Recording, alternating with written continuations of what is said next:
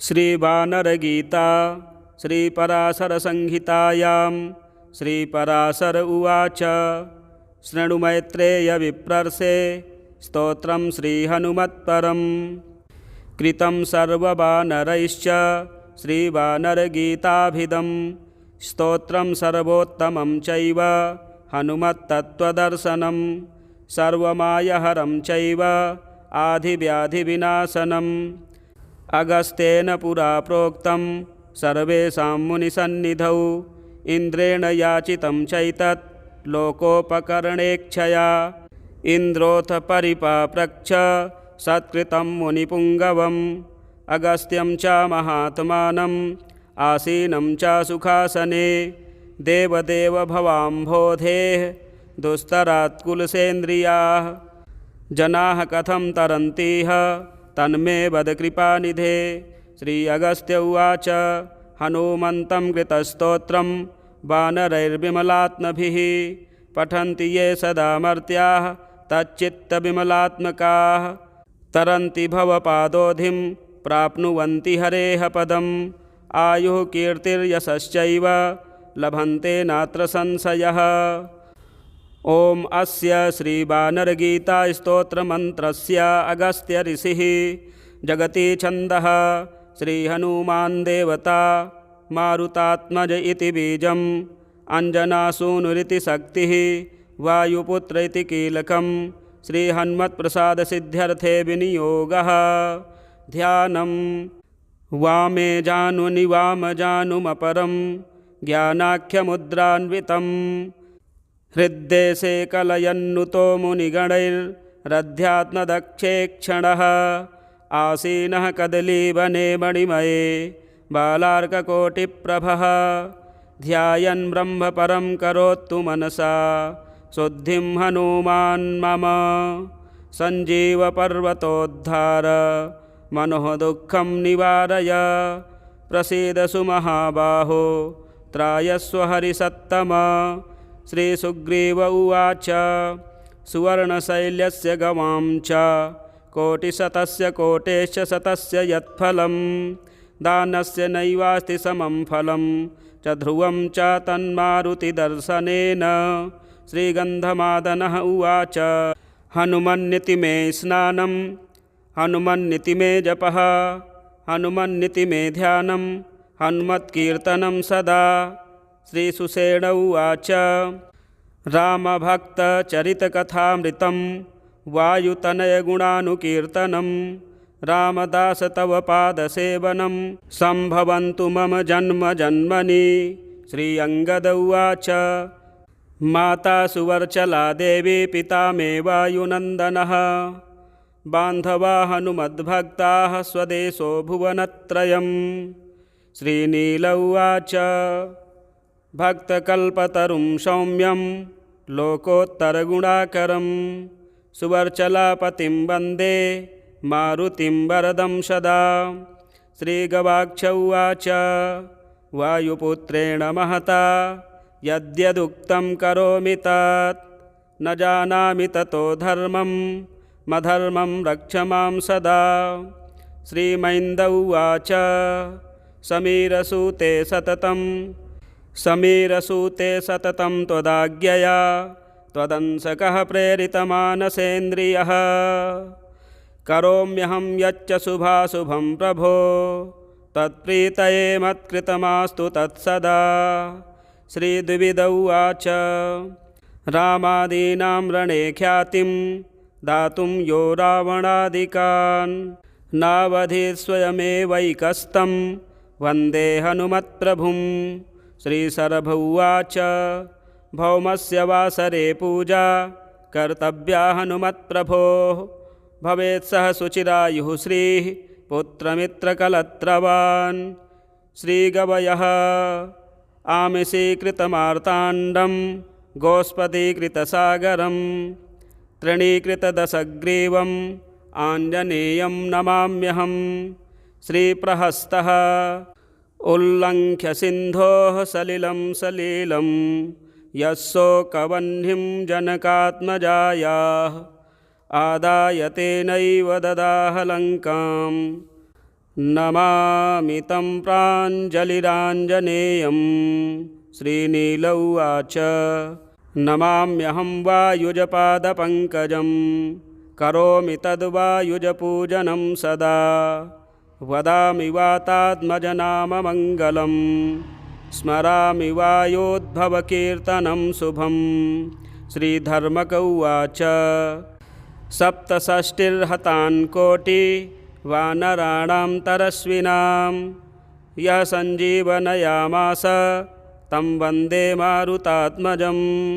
श्रीगज उवाच तनौ बालपासः पिता पार्वती सह स्फुरद्बाहुदण्डो मुखे वज्रदष्ट्रः।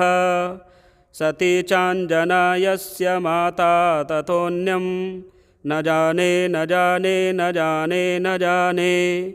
श्रीऋक्षराज उवाच बुद्धिर्बलं यशोधैर्यं निर्भयत्वमरोगता अजाड्यं वाक्पटुत्वं च हनुमत्स्मरणाद् भवेत्।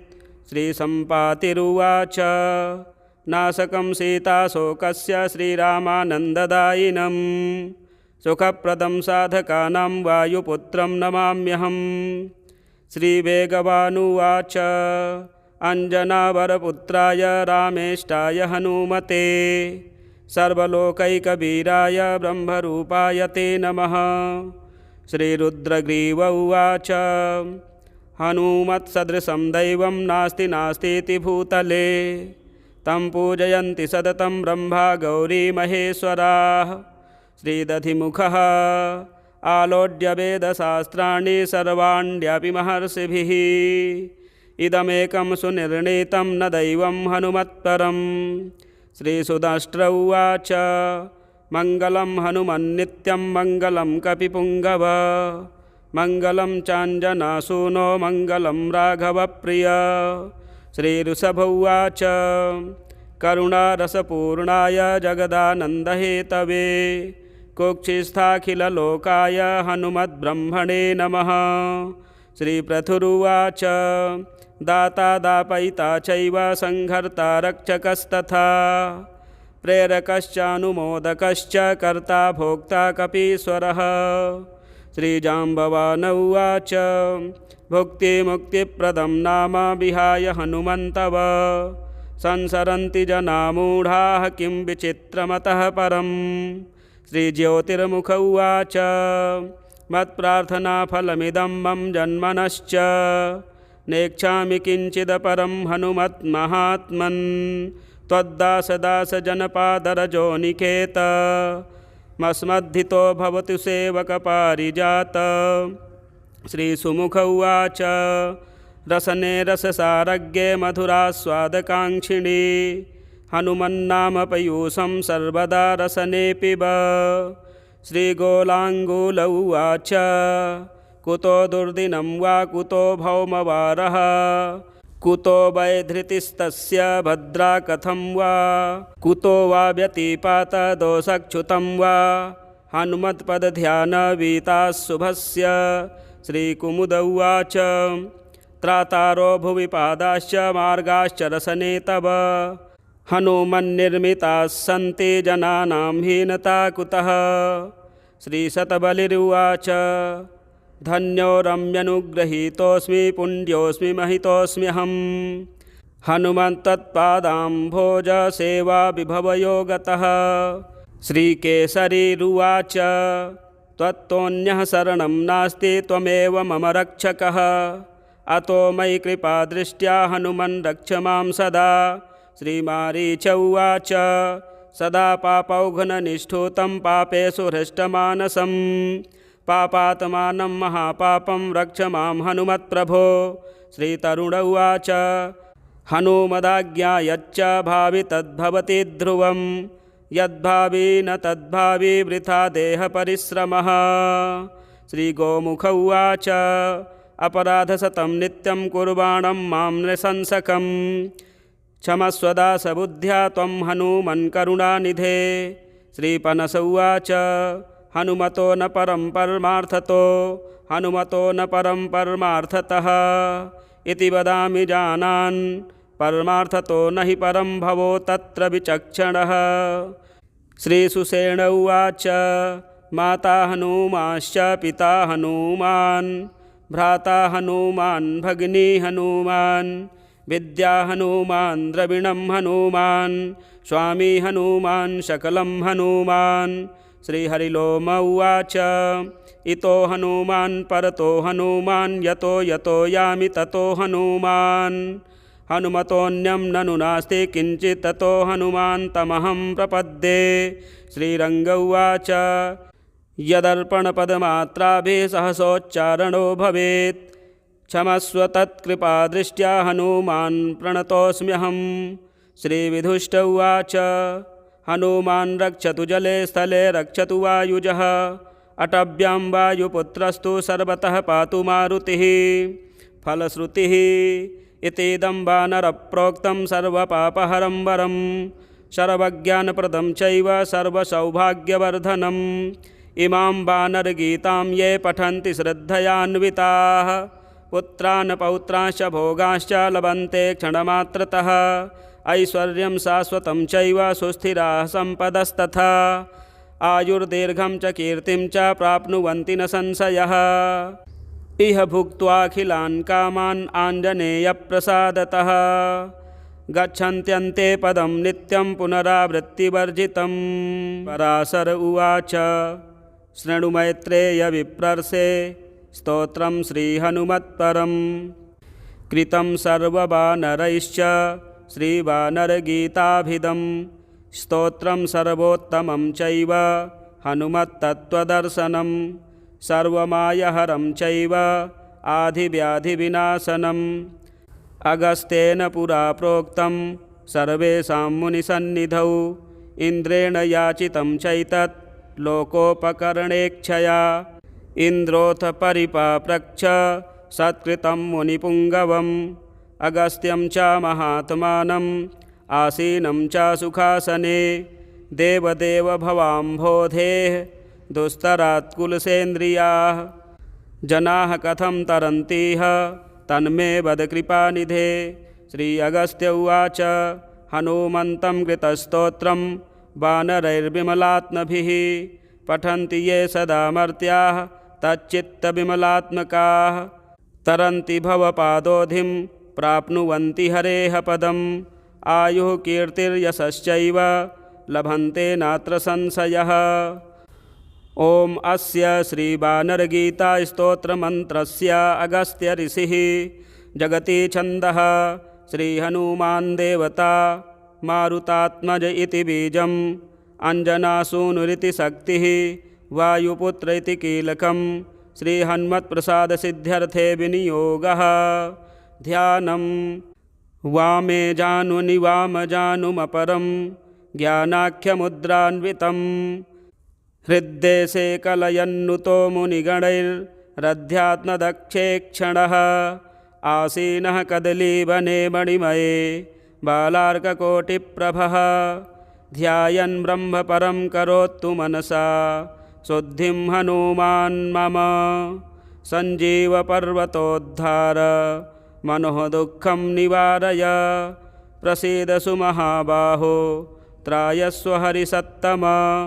श्रीसुग्रीव उवाच सुवर्णशैल्यस्य गवां च कोटिशतस्य कोटेश्च शतस्य यत्फलं दानस्य नैवास्ति समं फलं च ध्रुवं च तन्मारुतिदर्शनेन। श्रीगन्धमादनः उवाच हनुमन्निति मे स्नानं हनुमन्निति मे जपः हनुमन्निति मे ध्यानं हनुमत्कीर्तनं सदा। श्रीसुषेण उवाच रामभक्तचरितकथामृतं वायुतनयगुणानुकीर्तनं रामदास तव पादसेवनं सम्भवन्तु मम जन्म जन्मनि। श्री अंगद उवाच माता सुवर्चला देवी पिता मे वायुनन्दनः बान्धवा हनुमद्भक्ताः स्वदेशो भुवनत्रयम्। श्रीनील उवाच भक्तकल्पतरुं सौम्यं लोकोत्तरगुणाकरं सुवर्चलापतिं वन्दे मारुतिं वरदं सदा। श्रीगवाक्ष उवाच वायुपुत्रेण महता यद्यदुक्तं करोमि तत् न जानामि ततो धर्मं मधर्मं रक्ष मां सदा। श्रीमैन्द उवाच समीरसूते सततं त्वदाज्ञया त्वदंसकः प्रेरितमानसेन्द्रियः करोम्यहं यच्च शुभाशुभं प्रभो तत्प्रीतये मत्कृतमास्तु तत्सदा। श्रीद्विविद उवाच रामादीनां रणे ख्यातिं दातुं यो रावणादिकान् नावधीत् स्वयमेवैकस्तं वन्दे हनुमत्प्रभुं। श्रीशरभ उवाच भौमस्य वासरे पूजा कर्तव्या हनुमत्प्रभोः भवेत् सह शुचिरायुः श्रीः पुत्रमित्रकलत्रवान्। श्रीगवयः आमिषीकृतमार्ताण्डं गोस्पदीकृतसागरं तृणीकृतदशग्रीवम् आञ्जनेयं नमाम्यहं। श्रीप्रहस्तः उल्लङ्घ्य सिन्धोः सलिलं यः शोकवह्निं जनकात्मजायाः आदाय तेनैव ददाह लङ्कां नमामि तं प्राञ्जलिराञ्जनेयं। श्रीनील उवाच नमाम्यहं वायुजपादपङ्कजं करोमि तद्वायुजपूजनं सदा। वदामि वातात्मजनाममङ्गलं स्मरामि वायोद्भवकीर्तनं शुभं। श्रीधर्मक उवाच सप्तषष्टिर्हतान् कोटि वानराणां तरस्विनां यः सञ्जीवनयामास तं वन्दे मारुतात्मजं। श्रीगज उवाच तनौ बालपासः पिता पार्वती सह स्फुरद्बाहुदण्डो मुखे वज्रदष्ट्रः सती चाञ्जना यस्य माता ततोऽन्यं न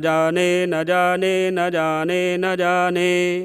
श्रीऋक्षराज उवाच बुद्धिर्बलं यशोधैर्यं निर्भयत्वमरोगता अजाड्यं वाक्पटुत्वं च हनुमत्स्मरणाद् भवेत्। श्रीसम्पातिरुवाच नाशकं सीताशोकस्य श्रीरामानन्ददायिनं सुखप्रदं साधकानां वायुपुत्रं नमाम्यहं।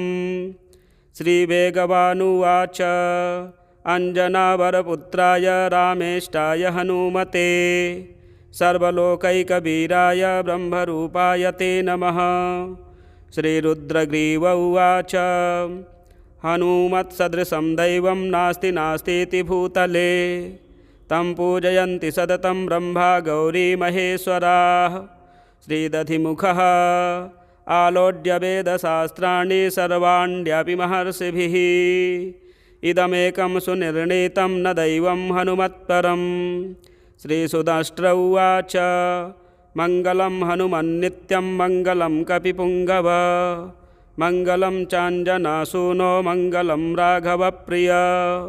श्रीऋषभ उवाच करुणारसपूर्णाय जगदानन्दहेतवे कुक्षिस्थाखिललोकाय हनुमद्ब्रह्मणे नमः। श्रीपृथुरुवाच दाता दापयिता चैव संहर्ता रक्षकस्तथा प्रेरकश्चानुमोदकश्च कर्ता भोक्ता कपीश्वरः। श्रीजाम्बवान उवाच भुक्तिमुक्तिप्रदं नाम विहाय हनुमन्तव संसरन्ति जना मूढाः किं विचित्रमतः परम्। श्रीज्योतिर्मुख उवाच मत्प्रार्थनाफलमिदं मम जन्मनश्च नेच्छामि किञ्चिदपरं हनुमत्महात्मन् त्वद्दासदासजनपादरजो निकेत मस्मद्धितो भवतु सेवकपारिजात। श्रीसुमुख उवाच रसने रससारज्ञे मधुरास्वादकाङ्क्षिणी हनुमन्नाम पयूषं सर्वदा रसने पिब। श्रीगोलाङ्गूल उवाच कुतो दुर्दिनं वा कुतो भौमवारः कुतो वैधृतिस्तस्य भद्रा कथं वा कुतो वा व्यतिपात दोषच्युतं वा हनुमत्पदध्यानवीताः शुभस्य श्रीकुमुद उवाच त्रातारो भुवि पादाश्च मार्गाश्च रसने तव हनुमन्निर्मिताः सन्ति जनानां हीनता कुतः। श्रीशतबलिरुवाच धन्यो रम्यनुगृहीतोऽस्मि पुण्योऽस्मि महितोऽस्म्यहं हनुमन्तत्पादाम्भोजसेवाविभवयो गतः। श्रीकेसरीरुवाच त्वत्तोऽन्यः शरणं नास्ति त्वमेव मम रक्षकः अतो मयि कृपादृष्ट्या हनुमन् रक्ष मां सदा। श्रीमारीच उवाच सदा पापौघ्ननिष्ठुतं पापेषु हृष्टमानसं पापात्मानं महापापं रक्ष मां हनुमत्प्रभो। श्रीतरुण उवाच हनुमदाज्ञा यच्च भावि तद्भवति ध्रुवं यद्भावि न तद्भावि वृथा देहपरिश्रमः। श्रीगोमुख उवाच अपराधशतं नित्यं कुर्वाणं मां नृशंसकं क्षमस्व दासबुद्ध्या त्वं हनुमन् करुणानिधे। श्रीपनस उवाच हनुमतो न परं परमार्थतो हनुमतो न परं परमार्थतः इति वदामि जानान् परमार्थतो न हि परं भवो तत्र विचक्षणः। श्रीसुषेण उवाच माता हनुमाश्च पिता हनुमान् भ्राता हनुमान् भगिनी हनुमान् विद्या हनुमान् द्रविणं हनुमान् स्वामी हनुमान् सकलं हनुमान्।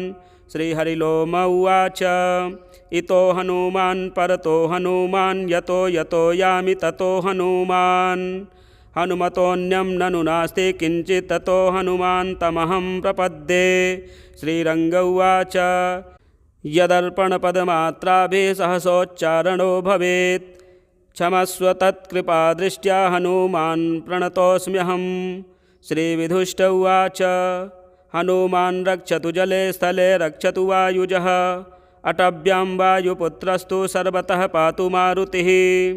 फलश्रुतिः इतीदं वानरप्रोक्तं सर्वपापहरं वरं सर्वज्ञानप्रदं चैव सर्वसौभाग्यवर्धनम्।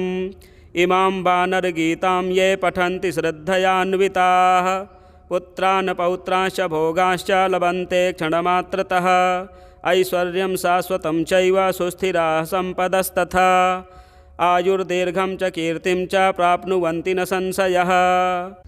इह भुक्त्वाखिलान् कामान् आञ्जनेयप्रसादतः गच्छन्त्यन्ते पदं नित्यं पुनरावृत्तिवर्जितं। पराशर उवाच शृणु मैत्रेय विप्रर्षे स्तोत्रं श्रीहनुमत्परं कृतं सर्ववानरैश्च श्रीवानरगीताभिधं स्तोत्रं सर्वोत्तमं चैव हनुमत्तत्त्वदर्शनं सर्वमायहरं चैव आधिव्याधिविनाशनम्। अगस्त्येन पुरा प्रोक्तं सर्वेषां मुनिसन्निधौ इन्द्रेण याचितं चैतत् लोकोपकरणेच्छया इन्द्रोऽथ परिपाप्रच्छ सत्कृतं मुनिपुङ्गवम् अगस्त्यं च महात्मानम् आसीनं च सुखासने देवदेव भवाम्भोधेः दुस्तरात् कुलसेन्द्रियाः जनाः कथं तरन्तीह तन्मे वद कृपानिधे। श्री अगस्त्य उवाच हनुमन्तं कृतस्तोत्रं वानरैर्विमलात्मभिः पठन्ति ये सदा मर्त्याः तच्चित्तविमलात्मकाः तरन्ति भवपादोधिं प्राप्नुवन्ति हरेः पदम् आयुः कीर्तिर्यशश्चैव लभन्ते नात्र संशयः। ॐ अस्य श्रीवानरगीतास्तोत्रमन्त्रस्य अगस्त्य ऋषिः जगति छन्दः श्रीहनुमान् देवता मारुतात्मज इति बीजम् अञ्जनासूनुरिति शक्तिः वायुपुत्र इति कीलकं श्रीहन्मत्प्रसादसिद्ध्यर्थे विनियोगः।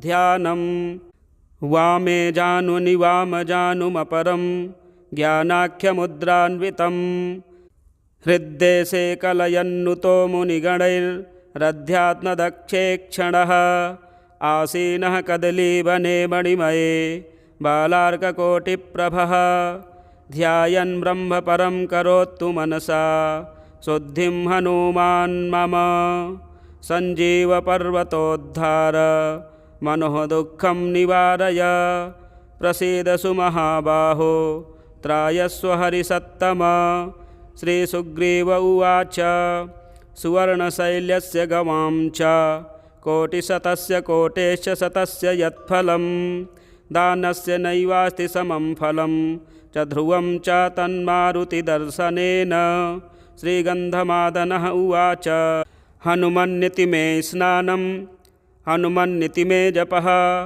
हनुमन्निति मे ध्यानं हनुमत्कीर्तनं सदा श्रीसुषेण उवाच रामभक्तचरितकथामृतं वायुतनयगुणानुकीर्तनं रामदास तव पादसेवनं सम्भवन्तु मम जन्म जन्मनि श्रीअङ्गद उवाच माता सुवर्चला देवी पिता मे वायुनन्दनः बान्धवा हनुमद्भक्ताः स्वदेशो भुवनत्रयम् श्रीनील उवाच भक्तकल्पतरुं सौम्यं लोकोत्तरगुणाकरं सुवर्चलापतिं वन्दे मारुतिं वरदं सदा श्रीगवाक्ष उवाच वायुपुत्रेण महता यद्यदुक्तं करोमि तत् न जानामि ततो धर्मं मधर्मं रक्ष मां सदा श्रीमैन्द उवाच समीरसूते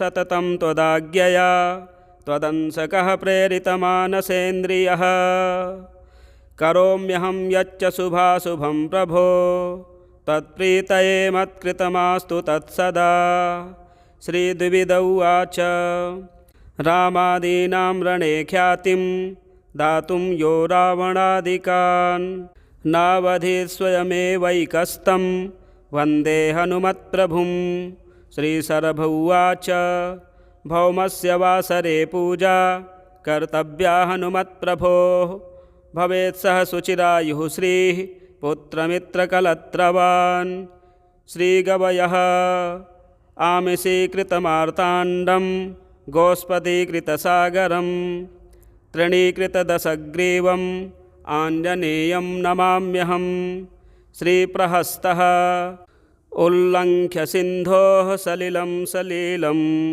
यस्सोकवह्निं जनकात्मजायाः आदाय तेनैव ददाह लङ्कां नमामि तं प्राञ्जलिराञ्जनेयं श्रीनील उवाच नमाम्यहं वायुजपादपङ्कजं करोमि तद्वायुजपूजनं सदा वदामि वातात्मजनाममङ्गलं स्मरामि वायोद्भवकीर्तनं शुभं श्रीधर्मक उवाच सप्तषष्टिर्हतान् कोटि वानराणां तरस्विनां यः सञ्जीवनयामास तं वन्दे मारुतात्मजं श्रीगज उवाच तनौ बालपासः पिता पार्वतीसह स्फुरद्बाहुदण्डो मुखे वज्रदष्ट्रः सती चाञ्जना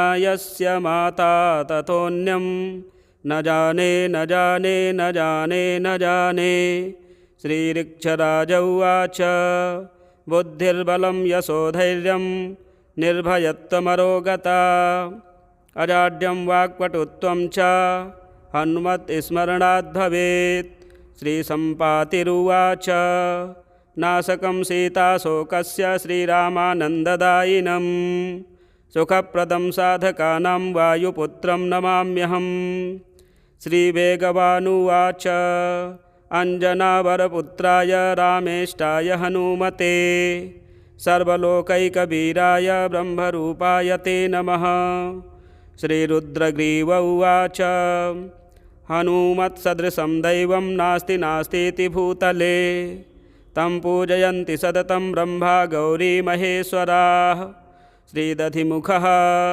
आलोड्य वेदशास्त्राणि सर्वाण्यपि महर्षिभिः इदमेकं सुनिर्णीतं न दैवं हनुमत्परं। श्रीसुदष्ट्र उवाच मङ्गलं हनुमन्नित्यं मङ्गलं कपिपुङ्गव मङ्गलं चाञ्जनासूनो मङ्गलं राघवप्रिय। श्रीऋषभ उवाच करुणारसपूर्णाय जगदानन्दहेतवे कुक्षिस्थाखिललोकाय हनुमद्ब्रह्मणे नमः। श्रीपृथुरुवाच दाता दापयिता चैव संहर्ता रक्षकस्तथा प्रेरकश्चानुमोदकश्च कर्ता भोक्ता कपीश्वरः। श्रीजाम्बवान उवाच भुक्तिमुक्तिप्रदं नाम विहाय हनुमन्तव संसरन्ति जना मूढाः किं विचित्रमतः परम्। श्रीज्योतिर्मुख उवाच मत्प्रार्थनाफलमिदं मम जन्मनश्च नेच्छामि किञ्चिदपरं हनुमन्महात्मन् त्वद्दासदासजनपादरजोनिकेत मस्मद्धितो भवतु सेवकपारिजात। श्रीसुमुख उवाच रसने रससारज्ञे मधुरास्वादकाङ्क्षिणी हनुमन्नाम पयूषं सर्वदा रसने पिब। श्रीगोलाङ्गूल उवाच कुतो दुर्दिनं वा कुतो भौमवारः कुतो वैधृतिस्तस्य भद्रा कथं वा कुतो वा व्यतिपातदोषच्युतं वा हनुमत्पदध्यानवीताः शुभस्य। श्रीकुमुद उवाच त्रातारो भुवि पादाश्च मार्गाश्च रसने तव हनुमन्निर्मिताः सन्ति जनानां हीनता कुतः। श्रीशतबलिरुवाच धन्यो रम्यनुगृहीतोऽस्मि पुण्योऽस्मि महितोऽस्म्यहं हनुमन्तत्पादाम्भोजसेवा विभवयो गतः।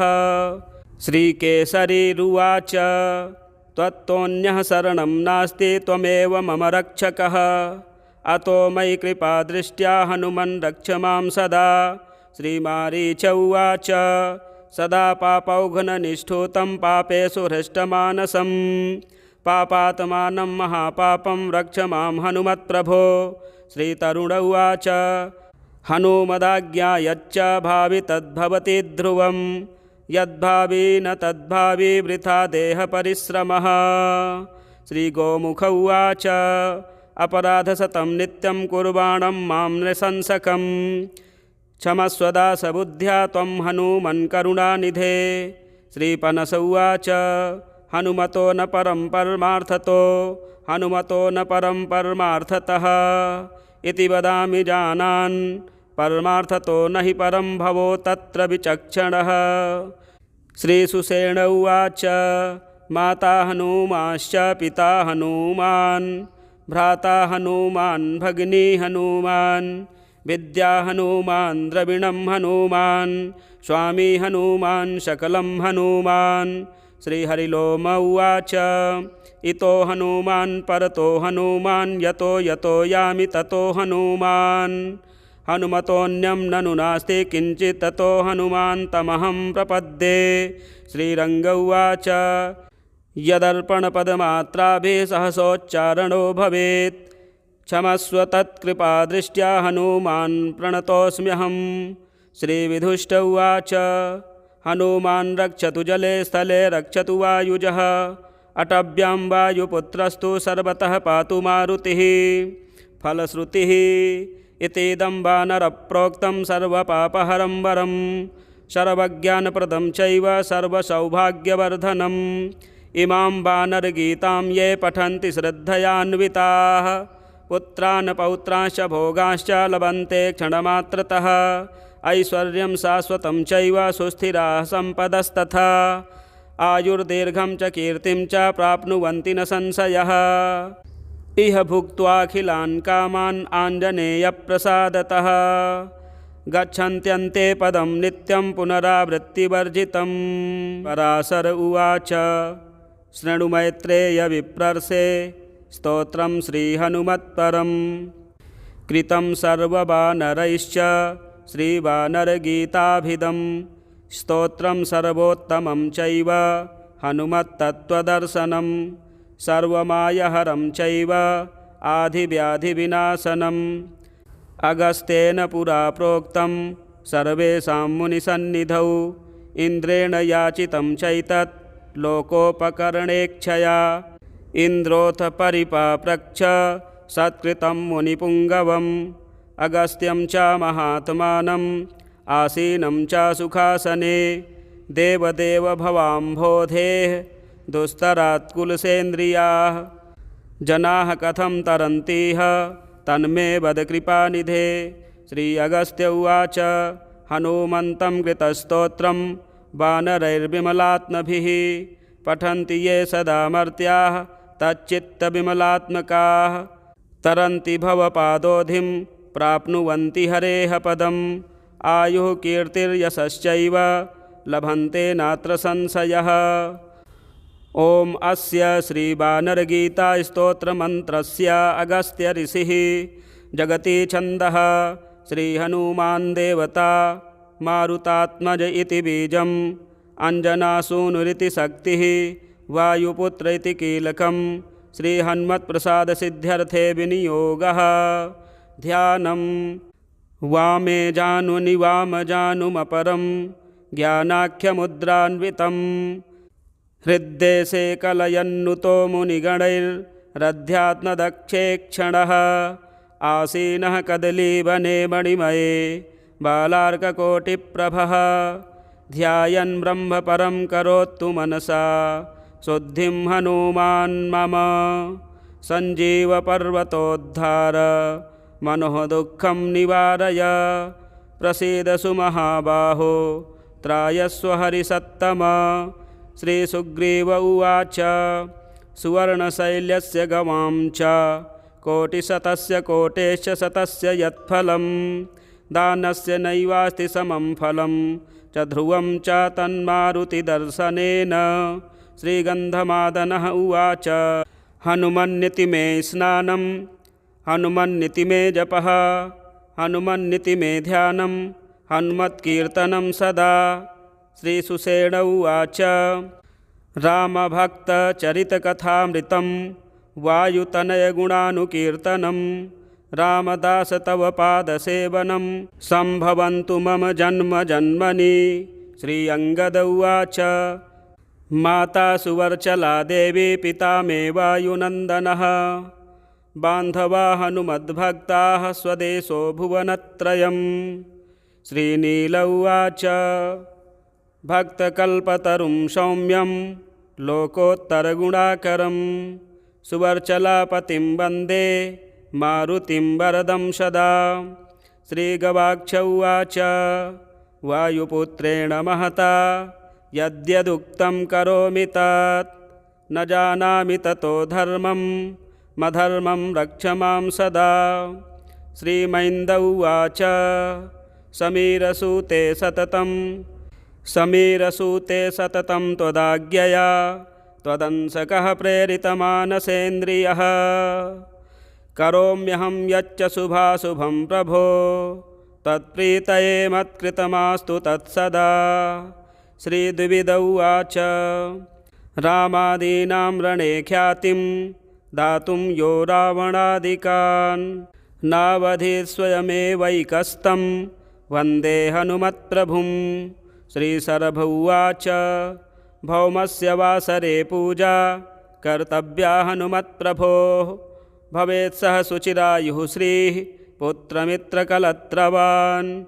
श्रीगवयः आमिषीकृतमार्ताण्डं गोस्पदीकृतसागरं तृणीकृतदशग्रीवम् आञ्जनेयं नमाम्यहं। श्रीप्रहस्तः उल्लङ्घ्य सिन्धोः सलिलं सलीलं यस्सोकवह्निं जनकात्मजायाः आदाय तेनैव ददाह लङ्कां नमामि तं प्राञ्जलिराञ्जनेयं। श्रीनील उवाच नमाम्यहं वायुजपादपङ्कजं करोमि तद्वायुजपूजनं सदा वदामि वातात्मजनाममङ्गलं स्मरामि वायोद्भवकीर्तनं शुभं। श्रीधर्मक उवाच सप्तषष्टिर्हतान् कोटि वानराणां तरस्विनां यः सञ्जीवनयामास तं वन्दे मारुतात्मजं। श्रीगज उवाच तनौ बालपासः पिता पार्वतीसह स्फुरद्बाहुदण्डो मुखे वज्रदष्ट्रः सती चाञ्जना यस्य माता ततोऽन्यं न जाने न जाने न जाने न जाने। श्रीऋक्षराज उवाच बुद्धिर्बलं यशोधैर्यं निर्भयत्वमरोगता अजाड्यं वाक्पटुत्वं च हनुमत्स्मरणाद् भवेत्। श्रीसम्पातिरुवाच नाशकं सीताशोकस्य श्रीरामानन्ददायिनं सुखप्रदं साधकानां वायुपुत्रं नमाम्यहम्। श्रीवेगवानुवाच अञ्जनावरपुत्राय रामेष्टाय हनुमते सर्वलोकैकवीराय ब्रह्मरूपाय ते नमः। श्रीरुद्रग्रीव उवाच हनुमत्सदृशं दैवं नास्ति नास्तीति भूतले तं पूजयन्ति सततं ब्रह्मा गौरी महेश्वराः। श्रीदधिमुखः आलोड्य वेदशास्त्राणि सर्वाण्यपि महर्षिभिः इदमेकं सुनिर्णीतं न दैवं हनुमत्परम्। श्रीसुदष्ट्र उवाच मङ्गलं हनुमन्नित्यं मङ्गलं कपिपुङ्गव मङ्गलं चाञ्जनासूनो मङ्गलं राघवप्रिय। श्रीऋषभ उवाच करुणारसपूर्णाय जगदानन्दहेतवे कुक्षिस्थाखिललोकाय हनुमद्ब्रह्मणे नमः। श्रीपृथुरुवाच दाता दापयिता चैव संहर्ता रक्षकस्तथा प्रेरकश्चानुमोदकश्च कर्ता भोक्ता कपीश्वरः। श्रीजाम्बवान उवाच भुक्तिमुक्तिप्रदं नाम विहाय हनुमन्तव संसरन्ति जना मूढाः किं विचित्रमतः परम्। श्रीज्योतिर्मुख उवाच मत्प्रार्थनाफलमिदं मम जन्मनश्च नेच्छामि किञ्चिदपरं हनुमत्महात्मन् त्वद्दासदासजनपादरजोनिकेत मस्मद्धितो भवतु सेवकपारिजात। श्रीसुमुख उवाच रसने रससारज्ञे मधुरास्वादकाङ्क्षिणी हनुमन्नाम पयूषं सर्वदा रसने पिब। श्रीगोलाङ्गूल उवाच कुतो दुर्दिनं वा कुतो भौमवारः कुतो वैधृतिस्तस्य भद्रा कथं वा कुतो वा व्यतिपातदोषच्युतं वा हनुमत्पदध्यानवीताः शुभस्य। श्रीकुमुद उवाच त्रातारो भुवि पादाश्च मार्गाश्च रसने तव हनुमन्निर्मिताः सन्ति जनानां हीनता कुतः। श्रीशतबलिरुवाच धन्यो रम्यनुगृहीतोऽस्मि पुण्योऽस्मि महितोऽस्म्यहं हनुमन्तत्पादाम्भोजसेवा विभवयो गतः। श्रीकेसरीरुवाच त्वत्तोऽन्यः शरणं नास्ति त्वमेव मम रक्षकः अतो मयि कृपादृष्ट्या हनुमन् रक्ष मां सदा। श्रीमारीच उवाच सदा पापौघ्ननिष्ठुतं पापेषु हृष्टमानसं पापात्मानं महापापं रक्ष मां हनुमत्प्रभो। श्रीतरुण उवाच हनुमदाज्ञा यच्च भावि तद्भवति ध्रुवं यद्भावी न तद्भावी वृथा देहपरिश्रमः। श्रीगोमुख उवाच अपराधशतं नित्यं कुर्वाणं मां नृशंसकं क्षमस्वदासबुद्ध्या त्वं हनुमन् करुणानिधे। श्रीपनस उवाच हनुमतो न परं परमार्थतो हनुमतो न परं परमार्थतः इति वदामि जानान् परमार्थतो न हि परं भवो तत्र विचक्षणः।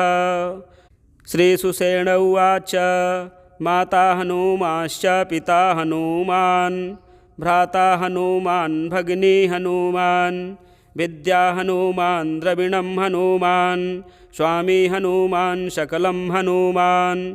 श्रीहरिलोम उवाच इतो हनूमान् परतो हनूमान् यतो यतो यामि ततो हनूमान् हनुमतोऽन्यं ननु नास्ति किञ्चित् ततो हनुमान् तमहं प्रपद्ये।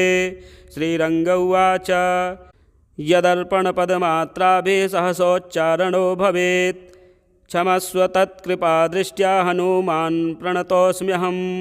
श्रीविधुष्ट उवाच हनुमान् रक्षतु जले स्थले रक्षतु वायुजः अटव्यां वायुपुत्रस्तु सर्वतः पातु मारुतिः।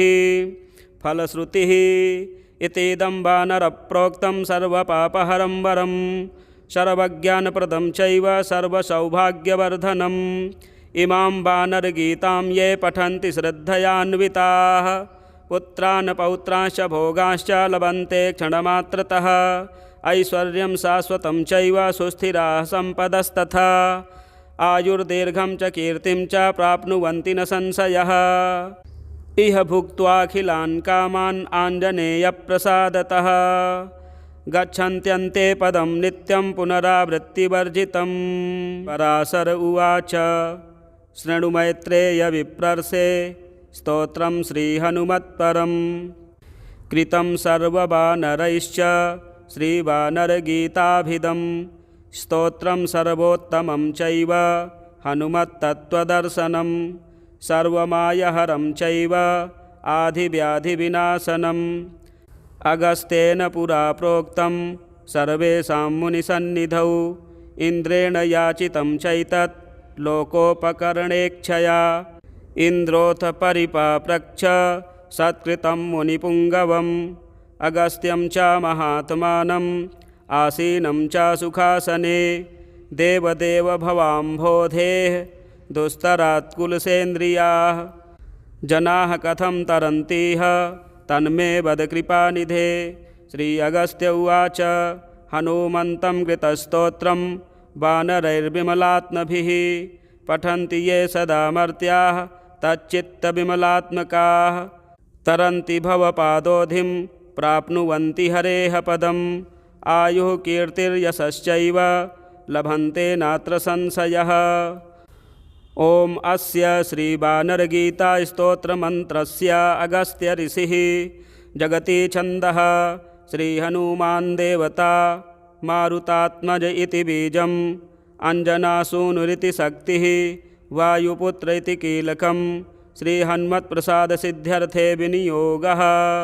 ध्यानं वामे जानुनि वामजानुमपरं ज्ञानाख्यमुद्रान्वितं हृद्देशे कलयन्नुतो मुनिगणैरध्यात्मदक्षेक्षणः आसीनः कदलीवने मणिमये बालार्ककोटिप्रभः। ध्यायन् ब्रह्मपरं करोतु मनसा शुद्धिं हनुमान् मम सञ्जीवपर्वतोद्धार मनोः दुःखं निवारय।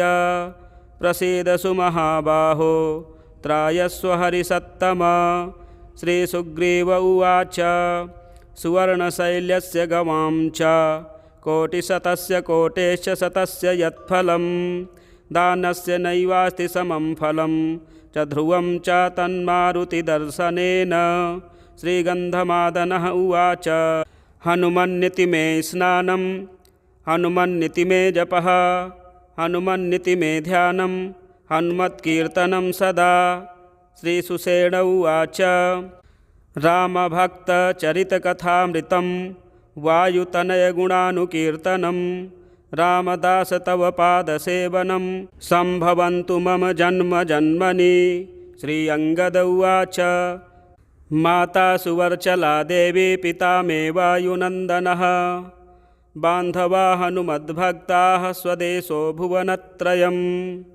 श्रीनील उवाच भक्तकल्पतरुं सौम्यं लोकोत्तरगुणाकरं सुवर्चलापतिं वन्दे मारुतिं वरदं सदा। श्रीगवाक्ष उवाच वायुपुत्रेण महता यद्यदुक्तं करोमि तत् न जानामि ततो धर्मं मधर्मं रक्ष मां सदा। श्रीमैन्द उवाच समीरसूते सततं त्वदाज्ञया त्वदंसकः प्रेरितमानसेन्द्रियः करोम्यहं यच्च शुभाशुभं प्रभो तत्प्रीतये मत्कृतमास्तु तत्सदा। श्रीद्विविद उवाच रामादीनां रणे ख्यातिं दातुं यो रावणादिकान् नावधीत् स्वयमेवैकस्तं वन्दे हनुमत्प्रभुं। श्रीशरभ उवाच भौमस्य वासरे पूजा कर्तव्या हनुमत्प्रभोः। भवेत् सह शुचिरायुः श्रीः पुत्रमित्रकलत्रवान्। श्रीगवयः आमिषीकृतमार्ताण्डं गोस्पदीकृतसागरं तृणीकृतदशग्रीवम् आञ्जनेयं नमाम्यहं। श्रीप्रहस्तः उल्लङ्घ्य सिन्धोः सलिलं सलीलं यस्सोकवह्निं जनकात्मजायाः आदाय तेनैव ददाह लङ्कां। नमामि तं प्राञ्जलिराञ्जनेयं। श्रीनील उवाच नमाम्यहं वायुजपादपङ्कजं करोमि तद्वायुजपूजनं सदा। वदामि वातात्मजनाममङ्गलं स्मरामि वायोद्भवकीर्तनं शुभं। श्रीधर्मक उवाच सप्तषष्टिर्हतान् कोटि वानराणां तरस्विनां यः सञ्जीवनयामास तं वन्दे मारुतात्मजं। श्रीगज उवाच तनौ बालपासः पिता पार्वती सह स्फुरद्बाहुदण्डो मुखे वज्रदष्ट्रः सती चाञ्जना यस्य माता ततोऽन्यं न जाने न जाने न जाने न जाने। श्रीऋक्षराज उवाच बुद्धिर्बलं यशोधैर्यं निर्भयत्वमरोगता अजाड्यं वाक्पटुत्वं च हनुमत्स्मरणाद् भवेत्। श्रीसम्पातिरुवाच नाशकं सीताशोकस्य श्रीरामानन्ददायिनं सुखप्रदं साधकानां वायुपुत्रं नमाम्यहम्। श्रीवेगवानुवाच अञ्जनावरपुत्राय रामेष्टाय हनुमते सर्वलोकैकवीराय ब्रह्मरूपाय ते नमः। श्रीरुद्रग्रीव उवाच हनुमत्सदृशं दैवं नास्ति नास्तीति भूतले तं पूजयन्ति सततं ब्रह्मा गौरी महेश्वराः। श्रीदधिमुखः आलोड्य वेदशास्त्राणि सर्वाण्यपि महर्षिभिः इदमेकं सुनिर्णीतं न दैवं हनुमत्परम्। श्रीसुदष्ट्र उवाच मङ्गलं हनुमन्नित्यं मङ्गलं कपिपुङ्गव मङ्गलं चाञ्जनासूनो मङ्गलं राघवप्रिय।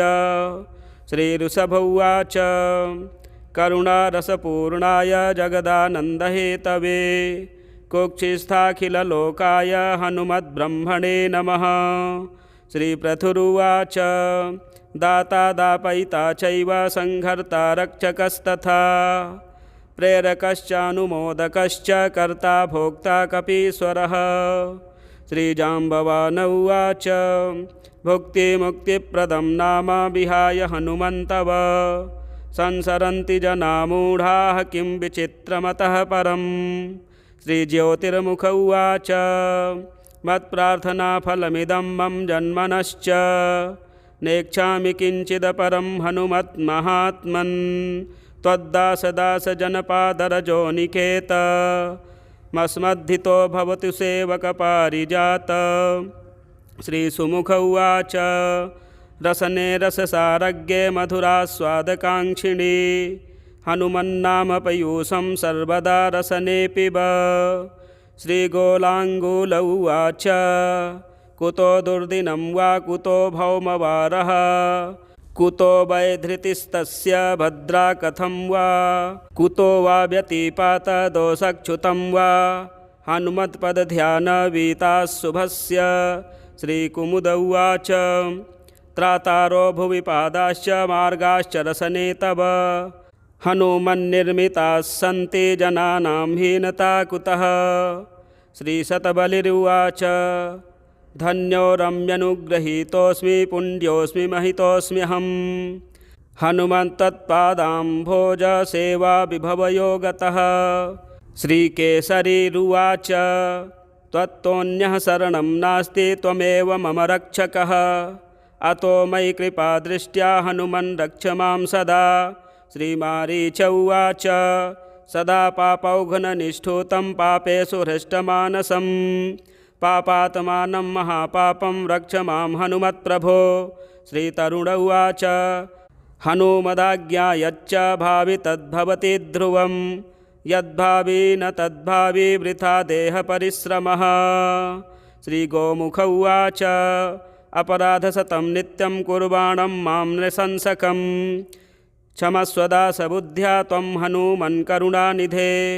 श्रीपनस उवाच हनुमतो न परं परमार्थतो हनुमतो न परं परमार्थतः इति वदामि जानान् परमार्थतो न हि परं भवो तत्र विचक्षणः। श्रीसुषेण उवाच माता हनूमाश्च पिता हनूमान् भ्राता हनूमान् भगिनी हनूमान् विद्या हनूमान् द्रविणं हनूमान् स्वामी हनूमान् सकलं हनूमान्। श्रीहरिलोम उवाच इतो हनूमान् परतो हनूमान् यतो यतो यामि ततो हनूमान् हनुमतोऽन्यं ननु नास्ति किञ्चित् ततो हनुमान् तमहं प्रपद्ये। श्रीरङ्ग उवाच यदर्पणपदमात्राभिः सहसोच्चारणो भवेत् क्षमस्व तत्कृपादृष्ट्या हनूमान् प्रणतोऽस्म्यहम्। श्रीविधुष्ट उवाच हनूमान् रक्षतु जले स्थले रक्षतु वायुजः अटव्यां वायुपुत्रस्तु सर्वतः पातु मारुतिः। फलश्रुतिः इतीदं वानरप्रोक्तं सर्वपापहरं वरं सर्वज्ञानप्रदं चैव सर्वसौभाग्यवर्धनम्। इमां वानरगीतां ये पठन्ति श्रद्धयान्विताः पुत्रान् पौत्रांश्च भोगांश्च लभन्ते क्षणमात्रतः ऐश्वर्यं शाश्वतं चैव सुस्थिराः सम्पदस्तथा आयुर्दीर्घं च कीर्तिं च प्राप्नुवन्ति न संशयः। इह भुक्त्वाखिलान् कामान् आञ्जनेयप्रसादतः गच्छन्त्यन्ते पदं नित्यं पुनरावृत्तिवर्जितं गच्छत्यन्ते पदं नित्यं पुनरावृत्तिवर्जितम्। श्रीपराशरसंहितायां पराशरमैत्रेयसंवादे श्रीवानरगीतानां षष्ठसप्ततितमः पटलः।